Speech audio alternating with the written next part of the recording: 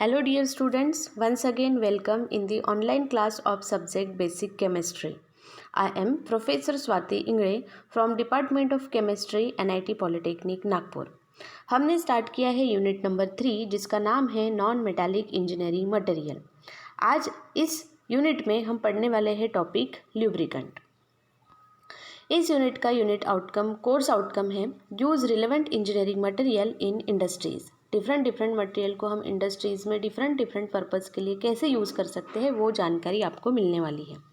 आज का ये वीडियो देखने के बाद आप क्या सीखेंगे? Learning outcome, student will be able to understand the properties and engineering applications of lubricant.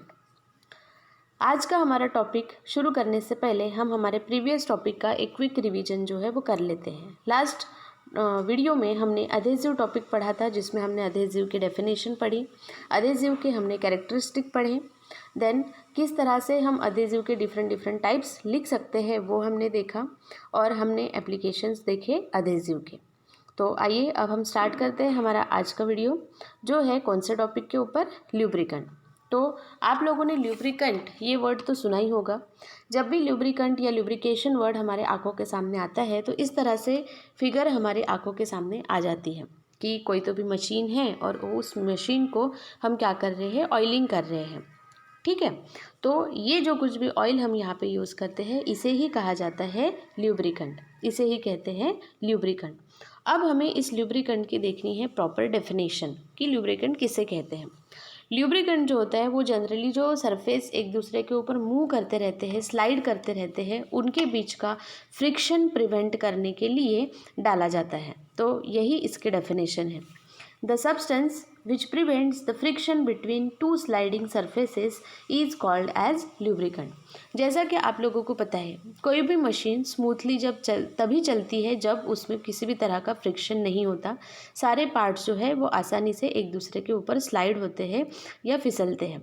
लेकिन कभी कभी क्या होता है, because of lack of oil या किसी कारणवश वो मशीन जो है वो ड्राई हो जाती है जिसकी वजह से उसमें से नॉइज़ भी आने लगता है और फंक्शन भी वो स्मूथली नहीं करता, जिसकी वजह से उसको चलाने के लिए एनर्जी भी है वो ज़्यादा लगती है। ऐसी कंडीशन में अगर हम उसमें स्मॉल क्वांटिटी में ऑयल या ग्रीस जैसा मटेरियल डाल देते हैं तो वो मशीन फिर से स्मूथ चलने लगती है। तो वही ऑयल या ग्रीस जो हम वहाँ पे डालते हैं उसी को कहा जाता है ल्यूब्रिकेंट। जैसे हम हमारे व्हीकल चलाते हैं, साइकिल चलाते हैं तो साइकिल में भी हम ऑयलिंग करते हैं। इवन जब हम हमारे व्हीकल्स में पेट्रोल भरवाते हैं तो उसमें भी जो है वो कुछ मात्रा में ऑयल वगैरह डाला जाता है। तो उस ऑयल का फंक्शन यही होता है कि मशीन का काम स्मूथली हो। अब ये जो लुब्रिकेंट है इसके हम कुछ जनरल प्रॉपर्टीज़ जो है वो देख लेते हैं कि कौन से जनरल प्रॉपर्टीज़ उसमें होनी चाहिए। A good lubricant generally possesses the following characteristic: high boiling point and low freezing point. बहुत सारी मशीन्स ऐसी होती है जिनको हाई टेम्परेचर पे काम करना पड़ता है। ऐसे कंडीशन में अगर हमारा ऑयल अगर बॉईल हो जाता है तो वहाँ से इवेपरेट आउट हो जाएगा, या अगर कोई मशीन कम टेम्परेचर पे काम कर रही है और हमारा जो लुब्रिकेंट ऑयल हमने मशीन का स्मूथ फंक्शन के लिए लगाया हुआ है वो अगर फ्रीज़ हो जाता है तो भी वो मशीन काम नहीं करेंगी। तो एक प्रॉपर उसकी रेंज होनी चाहिए बॉइलिंग पॉइंट की और फ्रीजिंग पॉइंट की। देन हाई विस्कोसिटी इंडेक्स, वो ना तो बहुत ज़्यादा पतला होना चाहिए ना ही बहुत ज़्यादा गाढ़ा होना चाहिए और टेम्परेचर का उसके ऊपर कोई असर नहीं होना चाहिए। थर्मल स्टेबिलिटी, मतलब वही हीट का उसके ऊपर कोई भी असर नहीं होना चाहिए। हाइड्रोलिक स्टेबिलिटी, मतलब वाटर के कांटेक्ट में जब वो आता है तो वाटर से भी उसके फंक्शन के ऊपर कोई भी असर नहीं होना चाहिए। करोजन प्रिवेंशन, बहुत बार ऐसा भी हो सकता है कि हमारा जो ऑयल हमने डाला है मशीन के स्मूथ फंक्शनिंग के लिए उसमें कुछ केमिकल्स वगैरह अगर प्रेजेंट रहते हैं तो उसकी वजह से जिस मशीन पे हमने उसको अप्लाई किया उसका करोजन हो सकता है। तो ऐसा भी नहीं होना चाहिए, वो करोजन प्रूफ होना चाहिए। Then high resistant to oxidation, मतलब एयर के साथ उसने किसी भी तरह की रिएक्शन नहीं करनी चाहिए। अगर ये सारे कैरेक्टरिस्टिक किसी लुब्रिकेंट में होते हैं तो हम उस लुब्रिकेंट को एक अच्छा लुब्रिकेंट बोल सकते हैं। देन अब हम ज़रा सा इसका क्लासिफिकेशन देख लेते हैं कि ल्यूब्रिकेंट को हम किस तरह से क्लासीफाई करेंगे। तो ये हम पढ़ेंगे under the heading types of lubricant. तो ल्यूब्रिकेंट को जो है वो 4 कैटेगरीज में हम जनरलाइज फॉर्म में डिस्टिंग्विश कर सकते हैं। सबसे पहला जो है वो सॉलिड ल्यूब्रिकेंट, ये उसके फिजिकल स्टेट के आधार पे हम उसका क्लासिफिकेशन देख रहे हैं। तो ये कौन से स्टेट में रहेगा? सॉलिड स्टेट में। इसके एग्जाम्पल्स है वैक्स, वैक्स मतलब मोम जिसे हम बोलते हैं। ठीक है, आपने देखा होगा कि बहुत बार अपनी पाउच रहता है उसकी चेन नहीं खुलती या अपने बैग की चेन नहीं खुलती, तो हम उसके ऊपर मोमबत्ती घिसते हैं जिसकी वजह से वो स्मूथली फिर से काम करना चालू कर देता है। तो wax is also an example of lubricant. Then talc मतलब पाउडर जिसे हम बोलते हैं, माइका, मॉलिब्डेनम डाइसल्फाइड, ये सभी कौन से स्टेट में होते हैं? सॉलिड स्टेट में। इसमें और एक बेस्ट एग्जाम्पल है ग्राफाइट। ग्राफाइट आपने सुना होगा, जो बड़े बड़े मशीन्स होते हैं उसमें लोड बहुत ज़्यादा होता है, तो उसमें ग्राफाइट के बेरिंग जो है वो यूज़ किए जाते हैं because it is a very good example of solid lubricant. Then semi solid lubricants. Semi solid का मीनिंग ये होता है कि ना वो पूरी तरह से लिक्विड है ना ही वो पूरी तरह से सॉलिड है, वो इन बिटवीन की फेज जो है वो होती है। जैसे कि जब मैं ग्रीस या वैसलीन उसका एग्जाम्पल बताऊंगी तो आपको उसका पिक्चर जो है वो क्लियर हो जाएगा कि एक सेमी सॉलिड किसे कहा जाता है। तो greases and vaselines are the examples of semi solid lubricant. Then liquid lubricant, तो ये कौन से स्टेट में रहेंगे? ये लिक्विड स्टेट में रहेंगे। ठीक है, तो इसका एग्जाम्पल जो है वो है mineral oils, vegetables oil, animal oil. ये नेचुरल ओरिजिन के भी हो सकते हैं, सिंथेटिक भी हो सकते हैं, ब्लेंडेड ऑयल भी हम यूज़ कर सकते हैं। मतलब 2-3 टाइप के ऑयल को अगर हम मिक्स कर देंगे तो that is called as blended oil. That can be also use for the lubrication as a liquid lubricant. Then synthetic lubricant. अब जब हम सिंथेटिक वर्ड बोलते हैं तो it is purely man made, मतलब उसे इंसान ने खुद बनाया है केमिकल्स का यूज़ करके। तो सिंथेटिक लुब्रिकेंट में एग्जांपल्स है पॉलीग्लाइकॉल, उसके बाद silicones, organic amines, imines and amides. These all are the example of synthetic lubricant जिसे हम डिफरेंट फंक्शन के लिए डिफरेंट टेम्परेचर कंडीशन पर यूज़ कर सकते हैं। तो ये हो गया है लुब्रिकेंट का क्लासिफिकेशन। अब हम ज़रा देख लेते हैं कि लुब्रिकेंट की कौन सी प्रॉपर्टीज़ होती हैं। तो लुब्रिकेंट की 2 तरह की प्रॉपर्टीज़ होती है, एक को कहा जाता है फिजिकल प्रॉपर्टी और दूसरे को कहा जाता है केमिकल प्रॉपर्टी। तो पहले हम फिजिकल प्रॉपर्टीज़ की लिस्ट जो है वो देख लेते हैं कि लुब्रिकेंट में कौन से फिजिकल प्रॉपर्टी होनी चाहिए। तो सबसे पहली जो प्रॉपर्टी है उसे कहा जाता है ऑयलीनेस। इसे हम बाद में थोड़ा डिटेल में डिस्कस करेंगे, अभी हम लिस्ट देख लेते हैं। तो first property is oiliness, second is viscosity, then third is viscosity index, then volatility, then flash point, fire point, उसके बाद cloud point, pour point and corrosion stability. और केमिकल प्रॉपर्टीज़ में 4 प्रॉपर्टीज़ आती हैं, जैसे कि neutralisation number which is also called as acidity, then emulsification, then saponification and aniline point. तो आज के वीडियो में हम जो है लुब्रिकेंट के फिजिकल प्रॉपर्टीज़ जो है वो डिस्कस कर रहे हैं, इसके केमिकल प्रॉपर्टीज़ जो है वो हम नेक्स्ट वीडियो में देखेंगे। तो 1 बाय 1 हम स्टार्ट करते हैं फिजिकल प्रॉपर्टी। तो सबसे पहली जो फिजिकल प्रॉपर्टी है जिसका नाम है ऑयलीनेस। तो ऑयलीनेस का मतलब क्या है? तो ऑयलीनेस का मतलब ये होता है the property of lubricant to stick to the machine surface is called as oiliness. जब भी हम किसी ऑयल को किसी मशीन में स्मूथ फंक्शन के लिए डालते हैं तो वो जो ऑयल है उसने वो मशीन के सरफेस पे अच्छे से स्प्रेड होना चाहिए और एक अच्छी सी लेयर जो है वो वहाँ पे बनानी चाहिए। तो इस प्रॉपर्टी को कहा जाता है ऑयलीनेस। ओके, देन अब दूसरी जो प्रॉपर्टी है it is called as viscosity. तो विस्कोसिटी के बारे में मे बी आपने फिजिक्स में कंसेप्ट्स में पढ़ा होगा, तो फिर से एक बार मैं आपको विस्कोसिटी के बारे में बोल देती हूँ। जनरली हमें पता है, हमने पढ़ा भी है हमारी यूनिट नंबर 1 में, जो लिक्विड होते हैं, लिक्विड में टेंडेंसी होती है कि वो बहते हैं, मतलब अगर वो नीचे गिर जाता है, स्पिल आउट हो जाता है, तो जिधर उसको उतार मिलेगा उधर साइड में वो जो है वो बहते हैं। तो ये जो विस्कोसिटी प्रॉपर्टी है ये लिक्विड के बहाव से ही रिलेटेड है। इसके डेफिनेशन है the property of liquid due to which it resist its own flow is called as viscosity. ये ऐसी प्रॉपर्टी है लिक्विड की जिसकी वजह से वो खुद के बहाव को रोक सकता है, उसे कहा जाता है विस्कोसिटी।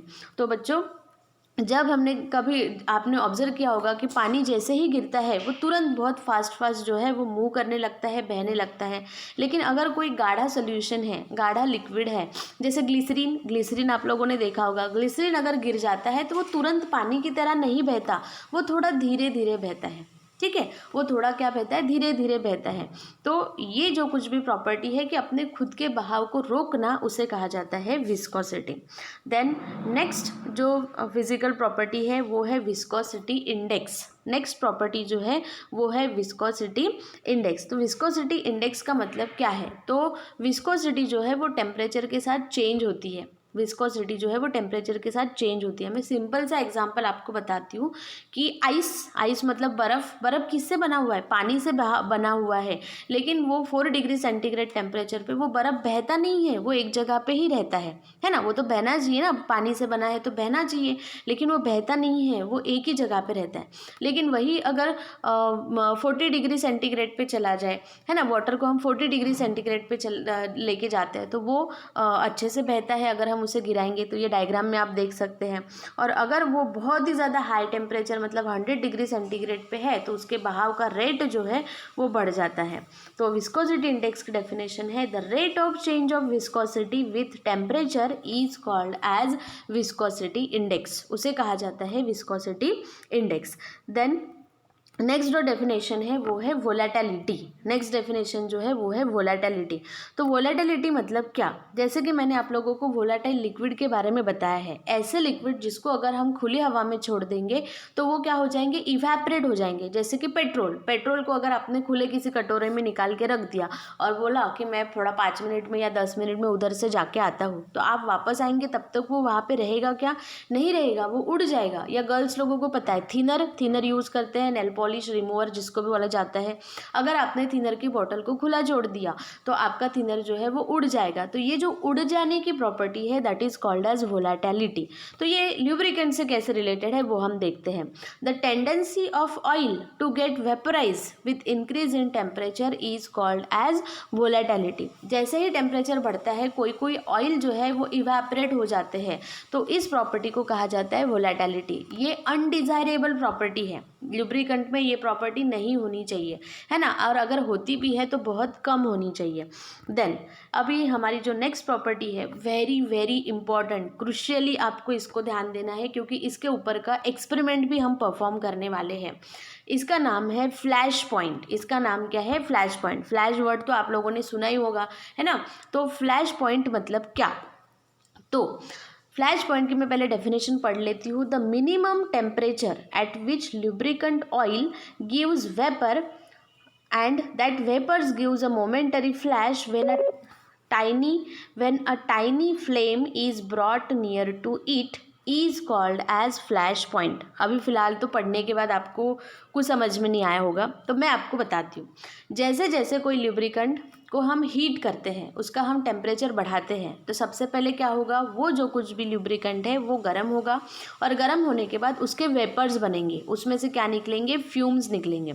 ठीक है, तो यहाँ पे हमने वेपर्स वर्ड यूज़ किया है।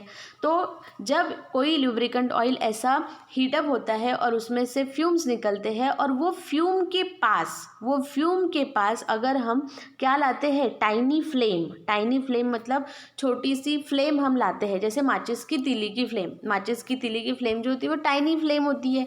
वो छोटी सी फ्लेम जो है वो हम उस वेपर्स के पास लाते हैं, तो उन वेपर्स ने एक मोमेंटरी फ्लैश बताना चाहिए। फ्लैश मारना सबको पता है, फ्लैश मतलब बहुत देर तक नहीं मारते हैं, है ना। फ्लैश जो है वो मोमेंटरी होता है, थोड़ी देर के लिए होता है।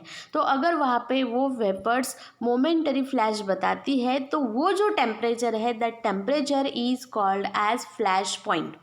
वो टेम्परेचर जहाँ पे ऑयल जो है, ल्यूब्रिकेंट ऑयल जो है वो वेपर्स बनाता है और उन वेपर्स के पास अगर हमने एक टाइनी फ्लेम मतलब स्मॉल सी माचिस की तीली की फ्लेम लेके गए, तो वो जो है वो जलने की बात नहीं कर रही हूँ मैं जलने की बात नहीं कर रही हूँ। वो क्या बताता है, वहाँ पे सिर्फ एक फ्लैश बताता है और बुझ जाता है। तो वो जो टेम्परेचर है that temperature is called as flash point. उसे क्या कहा जाता है, फ्लैश पॉइंट। अब अगर आपको फ्लैश पॉइंट समझा है तो इसके बाद वाली जो प्रॉपर्टी है वो प्रॉपर्टी है फायर पॉइंट। वो प्रॉपर्टी क्या है, फायर पॉइंट। तो आप थोड़ा वर्ड्स पे ध्यान दीजिए। इसके पहले हमने जो प्रॉपर्टी पढ़ी थी उसका नाम था फ्लैश, मतलब वहाँ पे सिर्फ फ्लैश दिखेगा और बुझ जाएगा। लेकिन यहाँ पे क्या वर्ड लिखा हुआ है, फायर। फायर का मतलब ये है कि यहाँ पे जो वेपर्स बनने वाली है वो वेपर्स सिर्फ फ्लैश नहीं बताने वाली है, वो जलने भी वाली है। तो उसको हम ज़रा सा समझते हैं, ठीक है। तो देखो बच्चों, the minimum temperature at which lubricant oil vapors catches fire and burn for 5 seconds when a small flame is brought near to it is called as fire point। ध्यान से समझेंगे। अब हमने क्या किया, जो हमारा लुब्रिकेंट ऑयल है उसको हम हीट कर रहे, वो गर्म हो गया। गर्म होने के बाद उसने क्या बनाए, वेपर्स। उन वेपर्स के पास हमने क्या लाई, टाइनी फ्लेम मतलब स्मॉल फ्लेम लाई हमने, माचिस की तीली। ये यहाँ पे आप देख सकते हैं। तो इस बार क्या होता है, वो जो फ्लेम्स है, वो जो वेपर्स है, वो वेपर्स बर्न होने लगते हैं, जलने लगते हैं, ठीक है। और मिनिमम कितने समय के लिए उसने जलना चाहिए, 5 सेकेंड्स। 5 सेकेंड्स के लिए उसने क्या करना चाहिए, जलना चाहिए। तो जिस टेम्परेचर पे ये सब घटना घटती है, जिस टेम्परेचर पर ये सब होता है कि वो वेपर्स बनने के बाद टाइनी फ्लेम लेके जाने के बाद वो 5 सेकेंड तक हमको फायर दिखा रहा है, जल रहा है, तो उस टेम्परेचर को कहा जाता है फायर पॉइंट। ये भी एक्सपेरिमेंट हम करने वाले हैं हमारे प्रैक्टिकल में ल्यूब्रिकेंट का, ठीक है। तो ऐसे पॉइंट को कहा जाता है, ऐसे मिनिमम टेम्परेचर को कहा जाता है फायर पॉइंट। देन नेक्स्ट जो हमारा प्रॉपर्टी है, फिजिकल प्रॉपर्टी ल्यूब्रिकेंट का, वो है क्लाउड पॉइंट। नेक्स्ट प्रॉपर्टी जो है वो है क्लाउड पॉइंट। तो बच्चों, क्लाउड पॉइंट किसे कहा जाता है, तो क्लाउड का मतलब होता है हेजी अपीयरेंस। तो इसको हम ज़रा ये फिगर के साथ जो है वो रिलेट करते हैं। The minimum temperature at which oil becomes cloudy और hazy in appearance is called as cloud point. ऐसा मिनिमम टेम्परेचर जिस पे जो कुछ भी ऑयल है उसका अपीयरेंस जो है वो हेजी हो जाता है, मतलब क्लाउडी हो जाता है। जैसे ये आप पे देख सकते हैं, आप यहाँ पे आपको ये ऑयल जो है वो दिख रहा है, क्लियर ट्रांसपेरेंट दिख रहा है, लेकिन अब धीरे धीरे जो है वो क्लाउडी हो रहा है, इसका अपीयरेंस जो है वो ओपेक होते जा रहा है, इट इज़ नॉट ट्रांसपेरेंट। तो ये जो जिस पॉइंट पे, जिस टेम्परेचर पे ये ऐसा होना शुरू होता है, हेजी अपीयरेंस आना शुरू होता है, that point is called as cloud point. उसे क्या कहा जाता है, क्लाउड पॉइंट। इसमें थोड़ा सा ऐसे क्लाउडी जो प्रेसिपिटेट जैसा है वो फॉर्म होने लगता है, तो उस टेम्परेचर को कहा जाता है क्लाउड पॉइंट।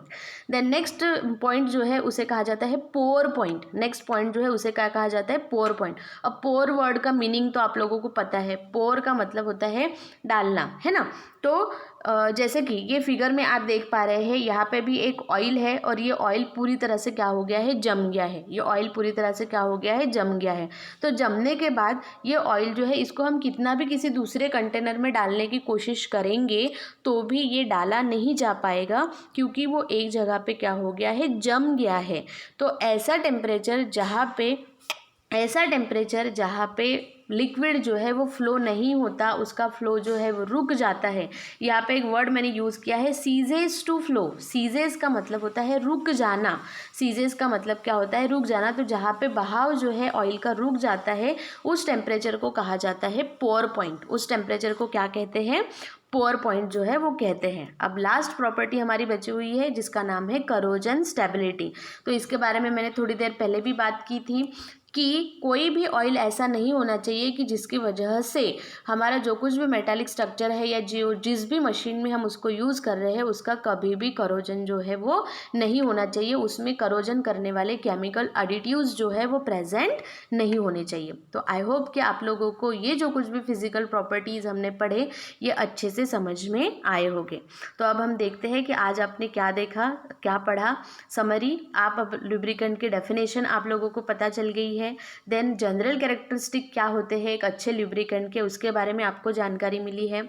आपको ल्यूब्रिकेंट के क्लासिफिकेशन, उसके टाइप्स और उसके एग्जाम्पल्स के बारे में बात पता चली है। साथ में ही आपने ल्यूब्रिकेंट के जो है वो फिजिकल प्रॉपर्टी के बारे में भी आपको जानकारी जो है वो यहाँ पे मिली है। हमने बहुत सारे डिफरेंट फिजिकल प्रॉपर्टी जो है वो पढ़े हैं, जैसे oiliness, then viscosity index, volatility, then fire point, flash point, then cloud point, pour point and corrosion stability. और प्रोग्राम आउटकम क्या है, तो आपको ल्यूब्रिकेंट के बारे में बेसिक नॉलेज मिला है। साथ में ही इससे रिलेटेड हम कुछ एक्सपेरिमेंट्स भी हमारे प्रैक्टिकल में परफॉर्म करने वाले हैं, और साथ में ही ये चीज़ आपको हमेशा याद रहने वाली है, मतलब लाइफ लॉन्ग लर्निंग भी आपको मिली है। अब बारी आती है असाइनमेंट्स की। तो जो हमने पढ़ा वही हमारा असाइनमेंट रहेगा। हमें जो है ल्यूब्रिकेंट की डेफिनेशन लिखनी है, उसके कैरेक्टरिस्टिक्स लिखने हैं हमको, देन ल्यूब्रिकेंट के एग्जाम्पल लिखने हैं, और जो भी फिजिकल प्रॉपर्टीज़ मैंने आपको पढ़ाई है वो सारे के डेफिनेशंस आपको आपकी बुक में लिखना है। इसके आने वाला जो नेक्स्ट टॉपिक रहेगा उसमें हम पढ़ने वाले हैं chemical properties and application of lubricant. ठीक है, तो बच्चों don't worry, be happy, keep learning, happy learning. Thank you very much.